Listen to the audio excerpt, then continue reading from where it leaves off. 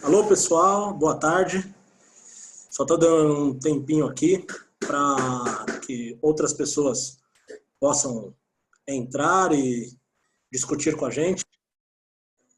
É um prazer falar com vocês sobre essa modalidade, esse esporte que a gente gosta demais. E sempre interessante poder discutir com pessoas e talvez bastante pessoas que praticam voleibol, trabalham com voleibol, elas tendem a se informar mais, né, com essa tecnologia que a gente tem hoje. Isso facilita a nossa comunicação. Então, a gente tem que aproveitar cada vez mais em relação a isso. Perfeito? Inicialmente, quero dar uma boa tarde para todo mundo e que seja bom para vocês, como está sendo para mim ter essa oportunidade de falar.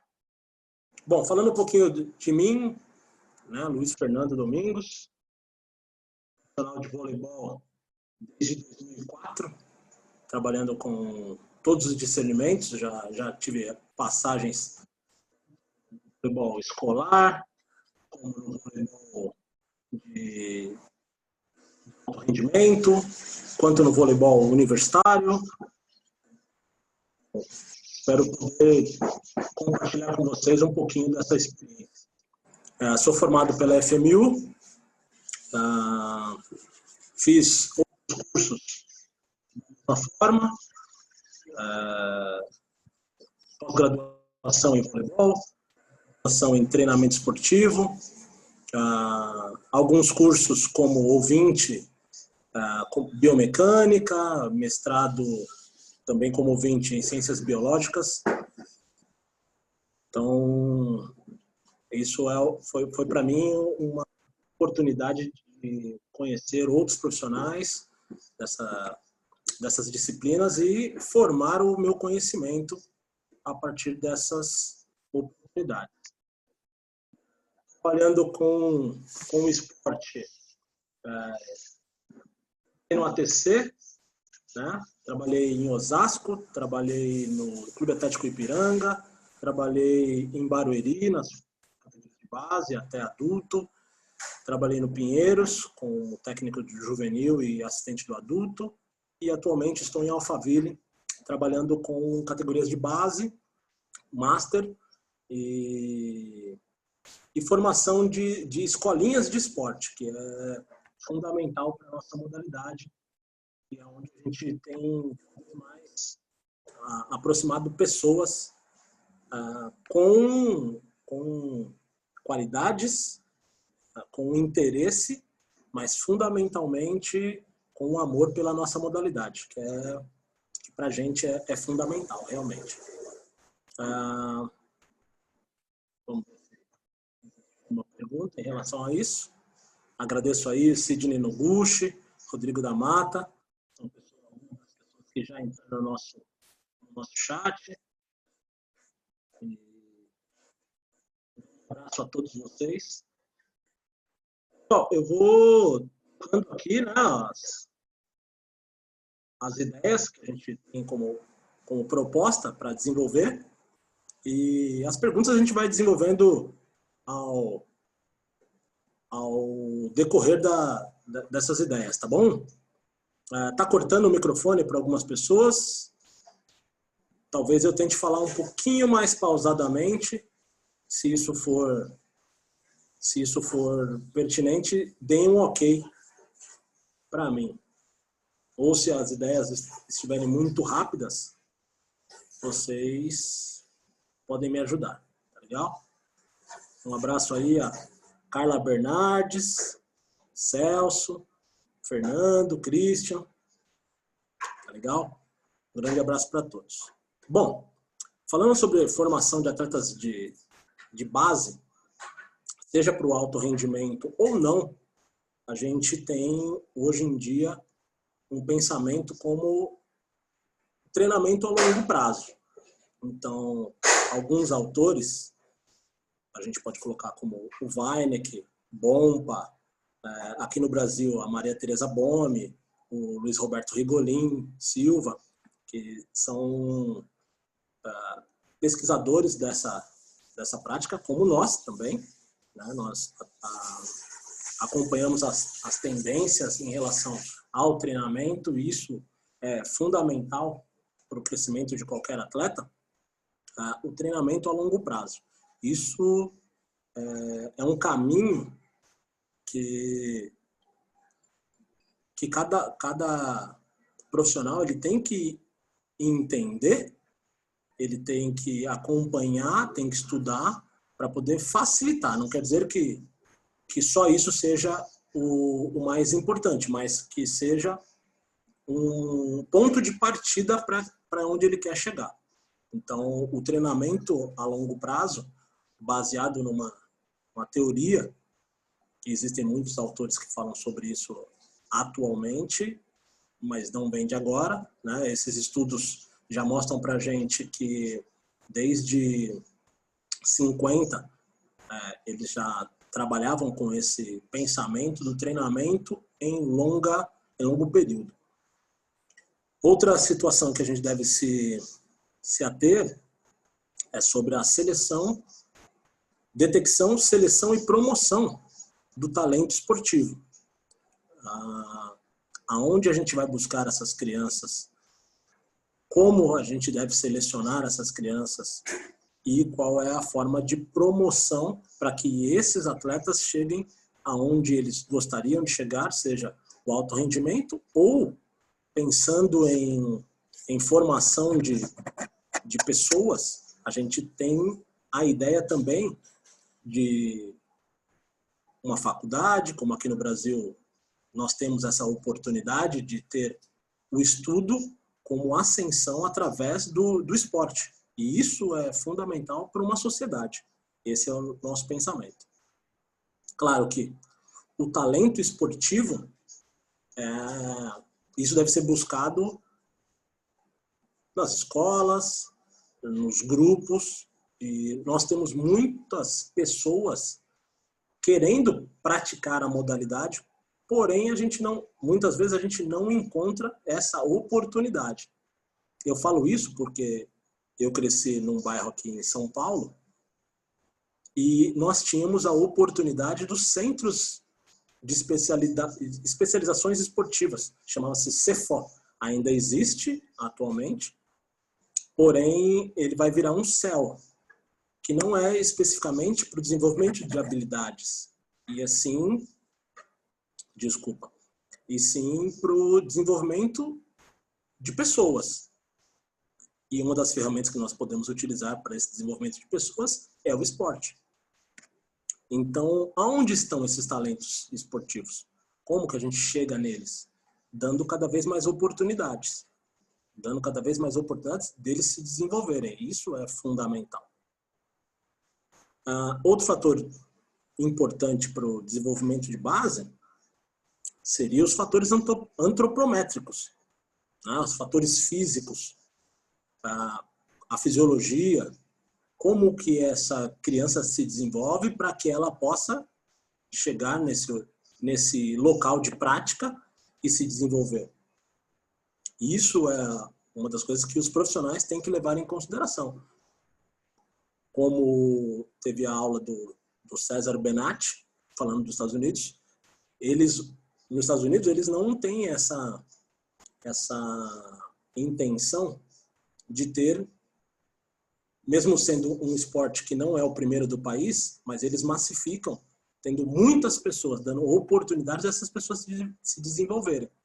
E lá não é de graça. As escolas de esportes que existem lá, como ele mencionou, os pais fazem esse trabalho pagando em torno de $200 a $300 por mês para que as crianças possam se desenvolver. Haja visto que, educacionalmente, ele só pode ingressar numa faculdade, ele só pode não, mas ele é mais fácil, é mais barato adquirir uma bolsa se ele praticar uma modalidade esportiva. E isso é fundamental. Diferente aqui do nosso país, onde nós temos a oportunidade de desenvolvimento esportivo ou desenvolvimento cognitivo através das escolas, mas isso é separado do ambiente esportivo, ou pelo menos ainda está muito longe. Vamos falar sobre também o desenvolvimento do voleibol de base. Onde eles estão hoje? Né? Licença, vou tomar uma aguinha.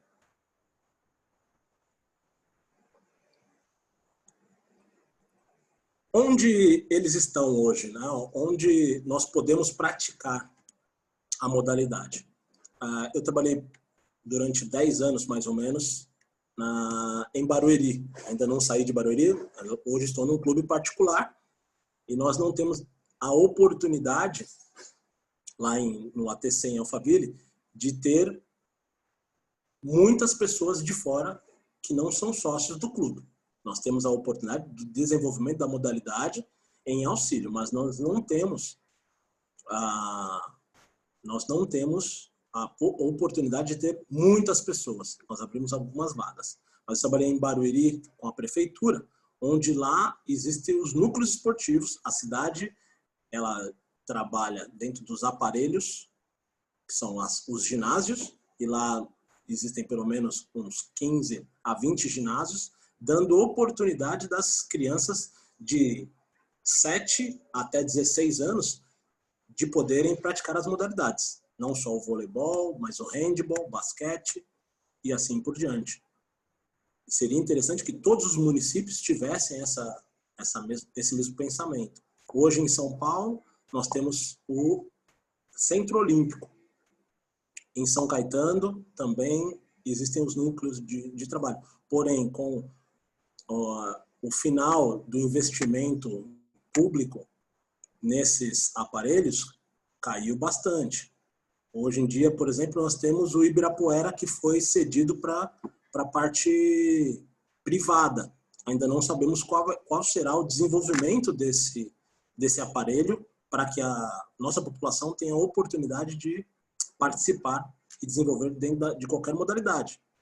No Ibirapuera eu trabalhei em 2011, por exemplo, então eu tive a oportunidade de ver atletismo, judô, natação, e é fundamental para o nosso esporte ter essa oportunidade de participação nesses aparelhos, correto?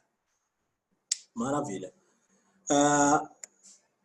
Dando esse exemplo, então, as escolas de esportes, elas são muito importantes. As escolas de formação cognitiva, que a gente chama, mas que deem a oportunidade das pessoas se desenvolverem.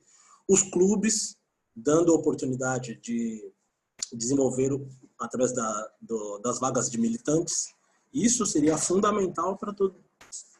E ainda assim, com o auxílio das confederações, as federações, isso seria uma base muito boa para que as pessoas pudessem se desenvolver e pudessem ter a oportunidade de participar, né? Competir e assim por diante. Até porque o esporte, a participação do ser humano como formação social através do esporte é fundamental. Acho que eu me tornei um pouco repetitivo nisso, mas é que é importante. Não há como isso não acontecer. E como isso acontece? Através dos torneios. Então, por uma experiência no ambiente escolar, eu trabalhei por 14 anos numa instituição de ensino particular e através desse colégio, o Colégio Bandeirantes, eu participei da Liga Escolar, onde atualmente eles participam com em torno de 70 a 100 escolas na modalidade de voleibol, mas existe o futsal, existe o basquete, existe a natação, existem as outras modalidades. Eu peço desculpas, eu só vou desenvolver esse assunto e eu respondo algumas perguntas, ou ao final, maravilha? Mas eu volto a falar com vocês aqui através do chat. Bom, nós vemos que os torneios são fundamentais.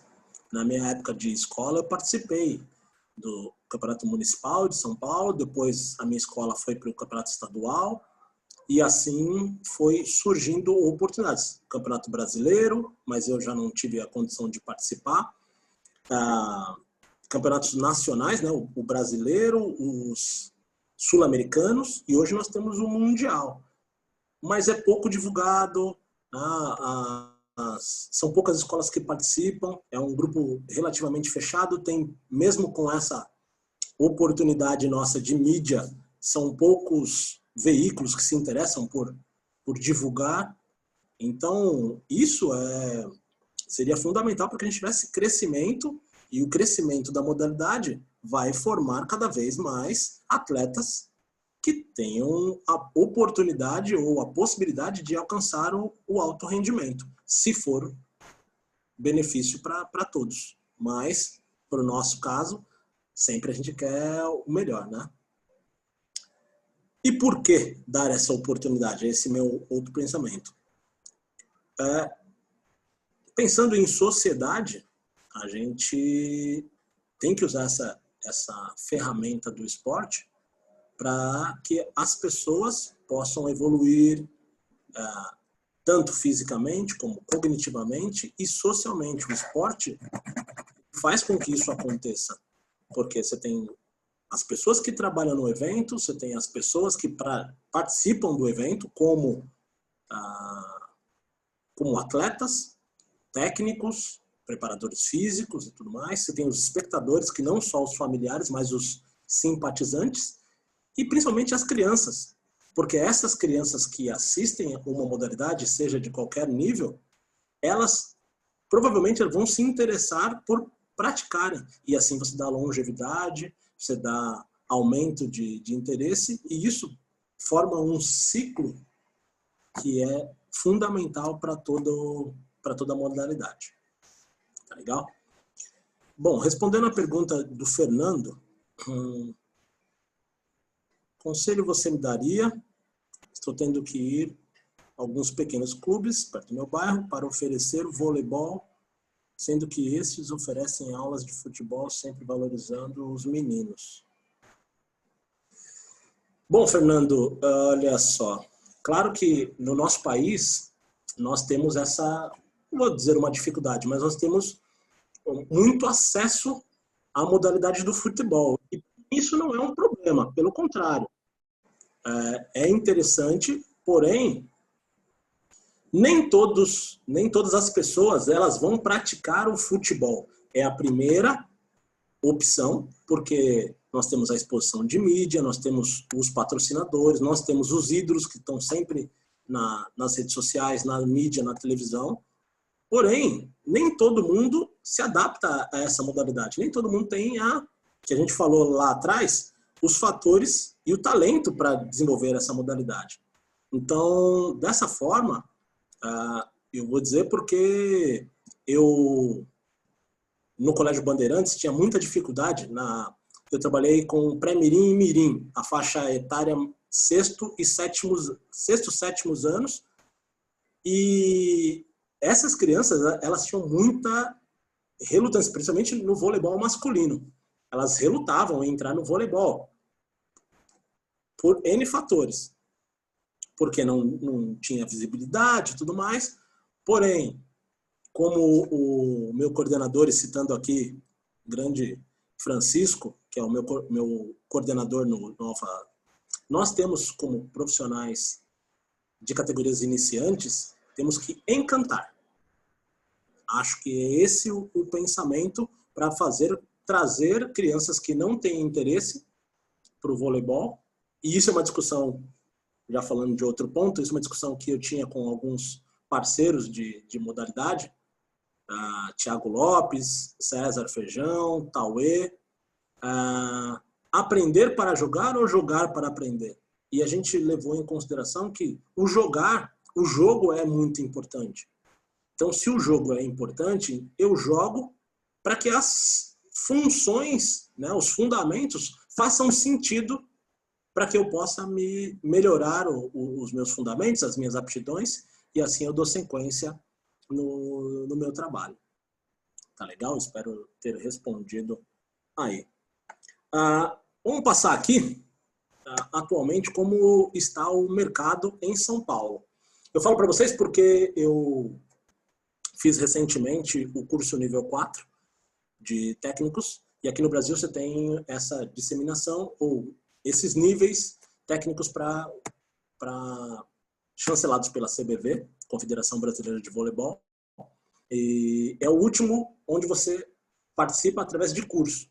O nível 5, você só obtém a partir do momento que você participa, e aí peço desculpas a vocês, se você participa ou se você é campeão em nível mundial, num campeonato mundial, seja olímpico, campeonato mundial, World League e assim por diante. Então, nesse nível 4, a gente passou por alguns dias, né, 10 dias ao todo, agora no começo de janeiro, discutindo sobre isso. E nós tivemos pessoas do Piauí, nós tivemos pessoas do sul do Brasil, Rio Grande do Sul, Paraná, Minas Gerais, Rio de Janeiro.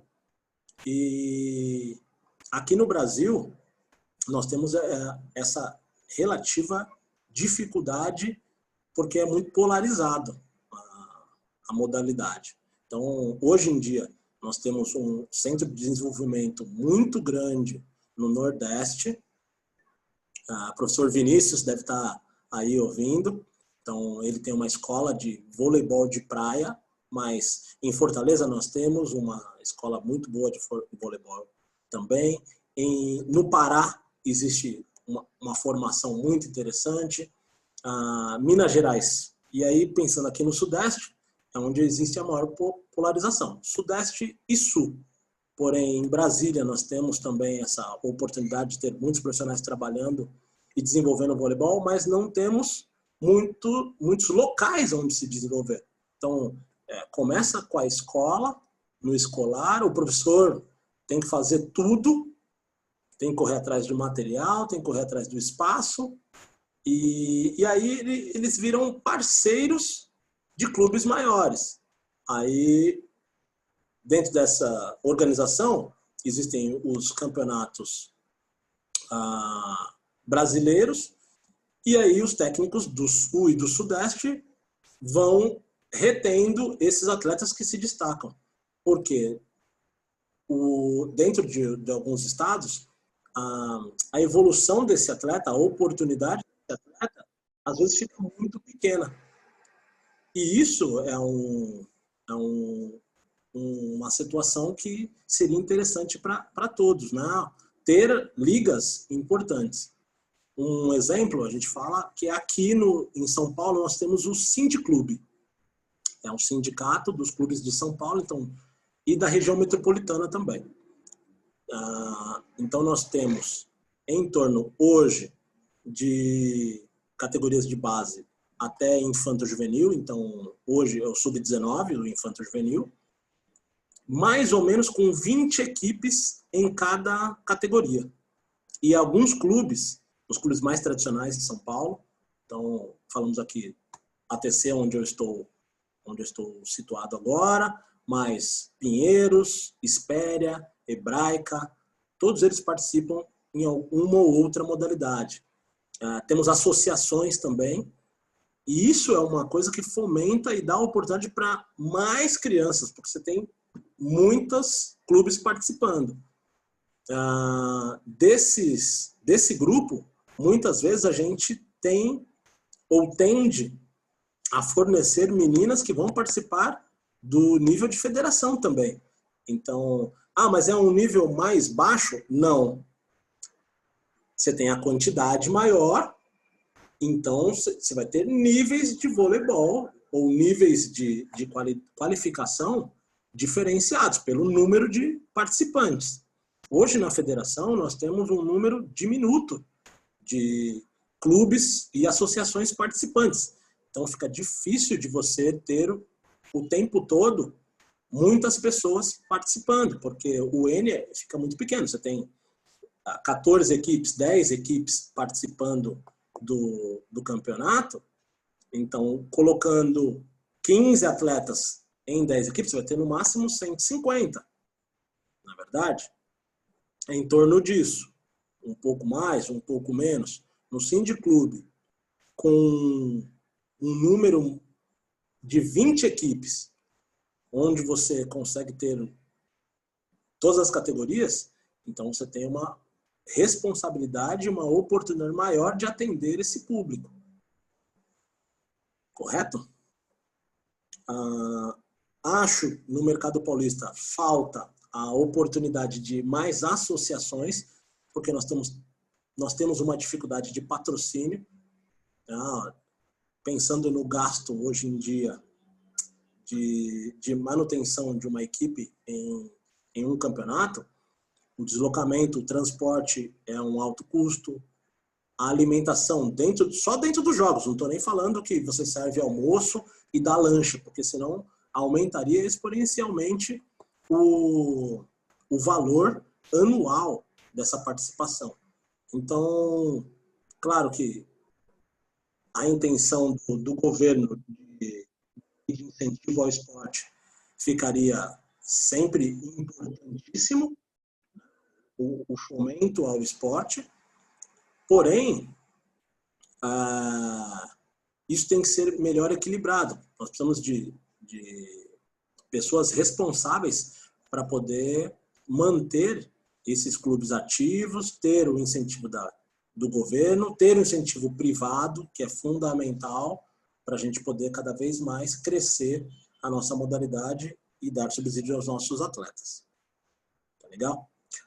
Atendendo a algumas outras perguntas, vou selecionar aqui, tem bastante pergunta.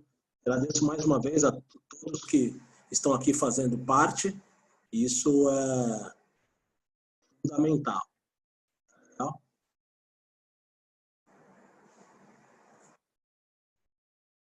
Maravilha. Só mais um instante.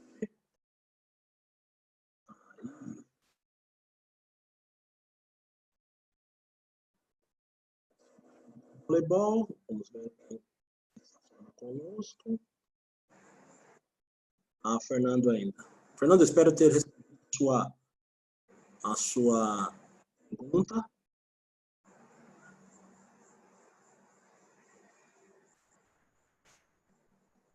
Me perguntaram aqui também sobre utilização. Isso não faz parte do tema proposto. Talvez em outra oportunidade nós falemos sobre isso, tá legal? Mas eu digo a você que depende, hoje em dia, depende bastante do calendário. A sua periodização, né, ela tem que ser baseada no seu calendário. Então, isso vai ser fundamental para você poder nortear. Haja visto que a gente está falando sobre base. Base, ela precisa de uma formação. Elementos multifacetados, disciplinas diferentes. Então, eu não posso hoje pensar mais só no atleta que treina fisicamente, mas a nossa modalidade é cognitiva. Qual é a tomada de decisão que ele vai ter? Para isso, a gente tem que criar oportunidades. Não adianta você criar ou treinar o seu atleta dentro de um modelo quadrado, sendo que na hora que ele vai jogar, ele tem que tomar a decisão. Isso depende de uma bola alta, pensando num atacante, uma bola alta, uma bola curta, seja para o levantador deixar o seu atacante contra um bloqueio ou sem bloqueio, da melhor forma possível, e para isso ele tem que jogar o tempo todo pensando. Isso é fundamental. Então, para isso, eu até trouxe um livro aqui, esse livro de treinamento. Na verdade, eu trouxe dois. Um, Treinamento Ideal, do Weineck, não é um livro novo, essa é a 9ª edição, e é um livro importante, porque ele fala sobre as instruções técnicas e táticas do desenvolvimento de um atleta. E nós temos o livro do Luiz Roberto Rigolin, grande amigo também, trabalhamos juntos em Osasco, e fala muito sobre treinamento na infância e na adolescência, e esse livro da Editora Forte é um livro que ajuda bastante a gente nesse caminho, entre outros, né? livro do Arthur Monteiro, mas falando sobre o desenvolvimento de atletas, o livro do Weinecker fala sobre um padrão ouro. Então, tudo que você for ensinar para o seu atleta, você tem um caminho a ser seguido. E isso tem que ser levado em consideração por um padrão de movimento. Pensando em biomecânica e a neurociência. Neurociência e psicomotricidade são os dois elementos que você pode estudar para poder ensinar melhor o seu atleta. Caminhos mais fáceis para que ele faça aquela tarefa, economizando a energia do corpo. A partir do momento que ele aprende a fazer o movimento, ele vai ter o melhor desempenho possível. E aí ele vai conseguir realizar aquilo, muitas vezes sem pensar. E isso é fundamental. A técnica individual, ela vem com o processamento desse caminho. A técnica individual, ela vai se desenvolver com o atleta a partir do momento que ele vai achar dentro do repertório motor dele o melhor caminho para executar aquela tarefa. Isso é uma coisa que a gente tem que pensar. Não adianta a gente olhar para o padrão, mas o Giba foi um grande atacante.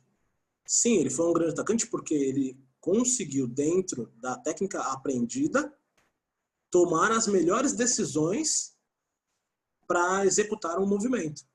Mesma coisa falando sobre grandes atletas, como Michael Jordan, como Ronaldinho Gaúcho, como Ronaldo Fenômeno, entre outras modalidades. Mas ele conseguiu dentro, grande jogador como o Muzersky. Uma coisa é o Muzersky com 2,18, outra coisa é o Giba com 1,90, 1,94.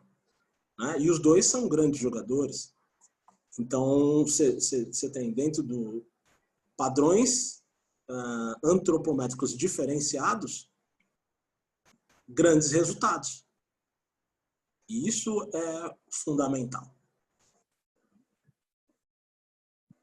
Vamos verificar dentro do chat aqui se existem mais algumas perguntas. Gostaria de saber a sua opinião sobre o que estão fazendo com as categorias menores. Hoje o Cindy Club está colocando o líbero na categoria mirim, levantadores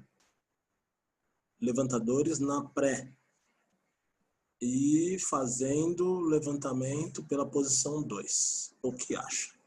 Eu não quero fugir muito do tema, que é informação, porém, que esse assunto, William Ferrari. Conheço também, grande amigo. Um abraço para você, William. Cara, é difícil a gente falar sobre isso porque eu faço parte hoje das reuniões e todos esses caminhos que estão sendo selecionados são selecionados por técnicos que trabalham com a modalidade há muito tempo.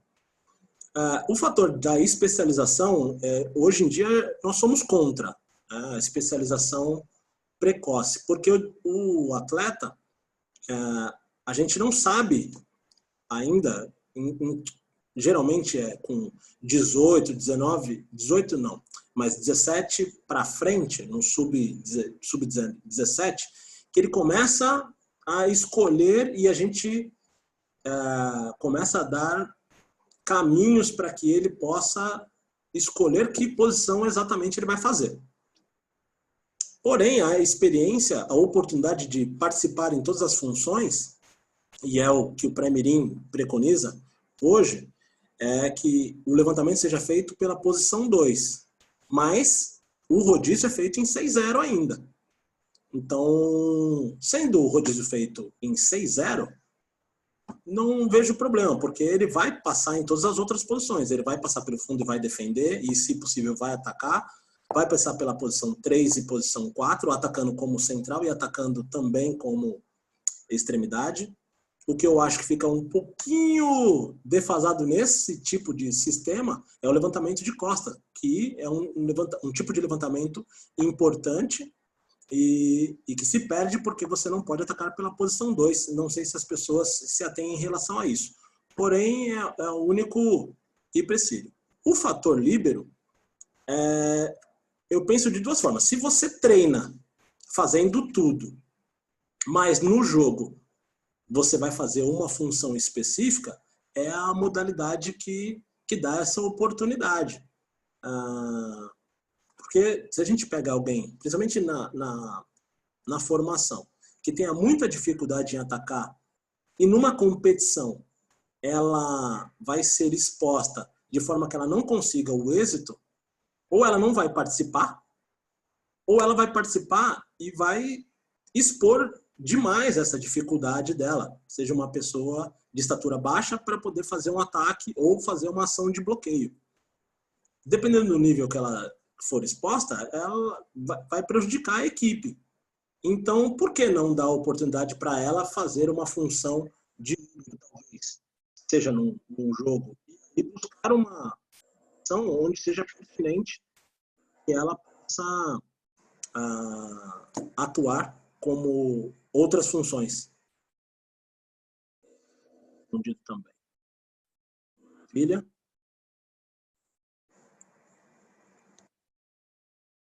Pensa você, estou buscando aqui se existe mais alguma pergunta. Uma outra pergunta, por favor, façam.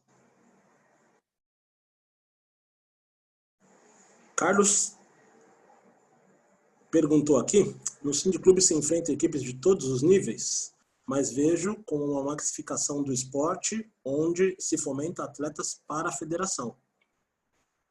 Olha só, não é o principal objetivo. Na verdade, a massificação, todo campeonato, ele pensa em massificação do esporte. Por que eu estou falando isso, Carlos? Porque hoje em dia você vê o Vôlei Master. O Vôlei Master é uma das categorias que mais cresce. A cada dia que eu vejo, aparece um campeonato novo Master, seja em nível regional ou em nível nacional. E isso é uma massificação do esporte. Não é com atletas que vão chegar a um alto rendimento, porém é uma massificação do esporte e existe também uma grande aceitação. Muitas pessoas participam do Campeonato Master. O principal objetivo do Sindiclube, ao meu ver, é a participação, é a oportunidade de participação. Quando eu era mais novo, na federação, eu comecei jogando o pré-mirim na Sociedade Esportiva Palmeiras. Eu vou dizer para você que existiam 14 equipes no pré-mirim. E hoje em dia, vendo no naipe feminino e principalmente no masculino, dificilmente passam de 7 equipes. Dificilmente. E tinha 20. Fatores financeiros impostos pela federação. Isso é um fator que a gente tem que levar em consideração. Mas eles, hoje em dia, têm discutido para diminuir esse fator federativo, para dar mais oportunidade para os clubes participarem. Mas o nosso objetivo principal é a massificação. Quanto mais pessoas participantes da modalidade, melhor serão os nossos resultados. Maravilha?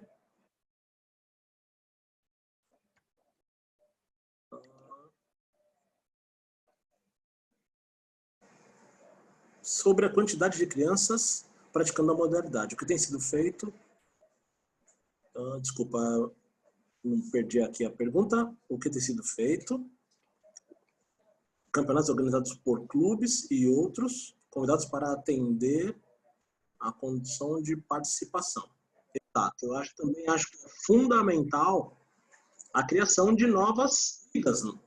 Né? Existe a Liga de Campinas, existe a Liga de Sorocaba, e, se eu não me engano, existe uma liga na região de São José do Rio Preto. Existe os Jogos Abertos da Juventude, que também trabalha, e isso dá oportunidade para a região do interior paulista a participar dos campeonatos e criar esse pensamento de evolução. Porque a criança que participou dos Jogos da Juventude, Jogos Regionais e Abertos da Juventude, ele vai participar como adulto também. Ele vai participar dos campeonatos universitários. Acho que é fundamental essa oportunidade, né, criação de novas ligas, criação não de encontro à federação, e sim como um apoio para que as pessoas possam ter cada vez mais oportunidades de aparecer, né, de serem vistos. Pessoal, vou escolher aqui mais 2 ou 3 perguntas. Fechar. Esse objetivo nosso de hoje era fundamental para a gente crescer e abrir. Faremos um curso em junho, e é só um precursor dessas ideias. Aqui, pessoas que ajudam o nosso trabalho e ajudam a divulgar também, né? Eu sou apenas uma agulha nesse palheiro que tem fomentado, que tem discutido sobre voleibol com muitos outros profissionais, e isso vai ser importantíssimo para todos. Deixo aqui outros abraços. A educação física escolar. Rafael Petri. Está sendo jogada às traças. Os adolescentes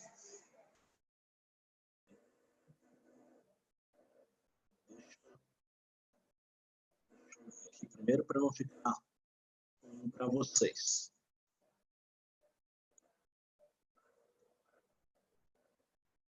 Aí também tem um outro fator, né?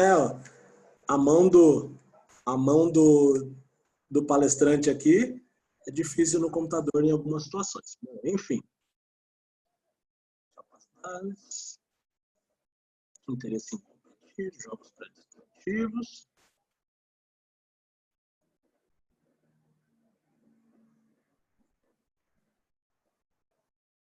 Então, eu entendi, existem algumas perguntas do...